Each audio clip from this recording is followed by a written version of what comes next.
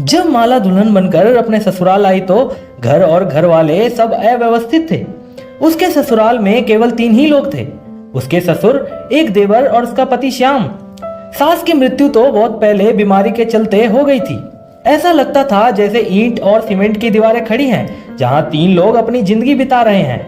माला के आने से इस 4 दीवारी में जैसे जान पड़ गई थी। माला ने पहले बेटी और फिर एक बेटे को जन्म दिया। अब तो हर समय घर में बच्चों की किलकारियां गूंजती।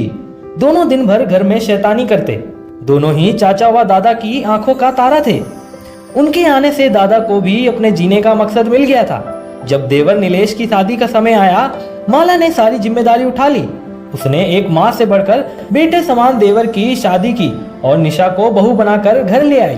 नीलेश घर में सबसे छोटा था। घर में सास ना होने से माला ही अब घर की बड़ी थी। वह ससुर से सलाह करके ही निशा के त्योहार कराती। माला निशा का बहुत ध्यान रखती, बिल्कुल जैसे वो उसकी छोटी बहन हो। समय समय पर निशा और नीलेश को घूमने भेज देती, लेकिन निशा को पहले दिन से ही जेठानी का साथ नहीं भाया।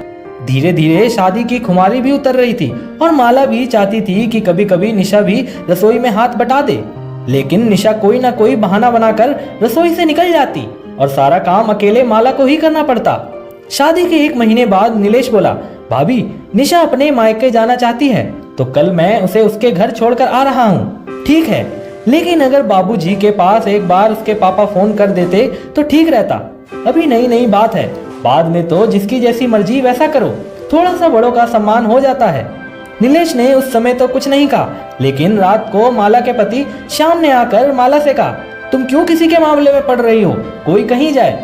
मैंने तो ऐसा कुछ नहीं कहा, मैं तो केवल बाबूजी का मान सम्मान रखने के लिए ही कह रही थी।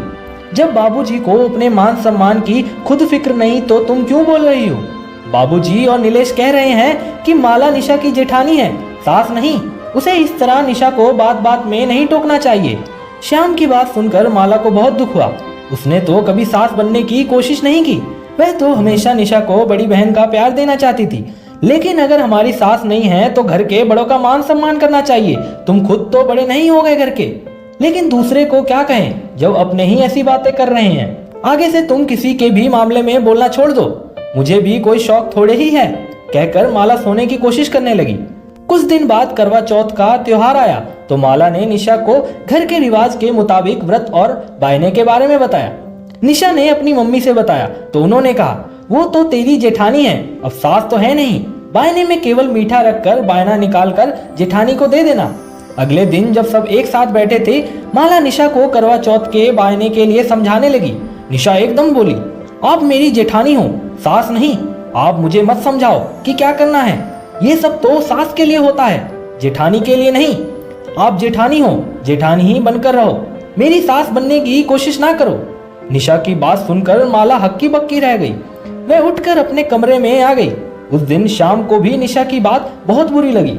उस पर नीलेश और अपने पिता द्वारा निशा का समर्थन, उसके दिल को चोट पहुंच गया। उसने अपने पिता से कहा, मुझे मालूम है कि आपको नीलेश से ज्यादा प्यार है, इसलिए आप उसका साथ देते हो, लेकिन उसकी पत्नी की गलत बात का भी आप साथ दोगे ऐसी उम्मीद नहीं थी। जबकि माला ने इस घर के लिए क्या कुछ नहीं किया। माला ने त्योहार पर निशा से बायना लेने के लिए मना कर दिया। कुछ समय बाद श्याम ने अलग होने का फैसला ले लिया। श्याम ने अपनी पत्नी के आत्मसम्मान के लिए यह जरूरी समझा। वह समझ गया था कि उसके परिवार वाले माला के प्यार और समझदारी के लायक नहीं।